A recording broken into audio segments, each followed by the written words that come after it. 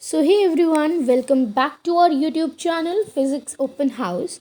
From today we are starting up with our new series, that is Wednesday Stories. In these series we will come up with a very motivational and inspirational story every Wednesday to motivate you all. Let's start with today's story. The topic of today's story is Don't Say Something You Regret Out of Anger. This is a story of a boy who had a very bad temper. He used to get angry on small things. Now we'll see in the story that how his father coped up with the problem of his son. Let's start. So, there once a little boy who had very bad temper. His father decided to hand him a bag of nails and said that every time the boy lost his temper, he had to hammer a nail into the fence. So that now what happened? The first day only, the boy hammered 37 nails into that fence. Then the boy gradually began to control his temper over the next few weeks, and the number of nails he was hammering into the fence slowly decreased. He discovered it was easier to control his temper than to hammer those nails into the fence. Then, what happened after this was finally the day came when the boy didn't lose his temper at all.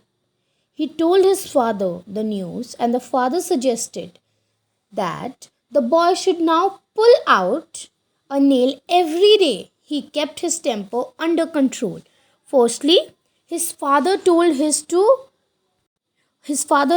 to hammer a nail whenever he lost his temper, and now the father suggested him to pull out a nail every day when he kept his temper under control. So now the days passed, and the young boy was finally able to tell his father that all the nails were gone.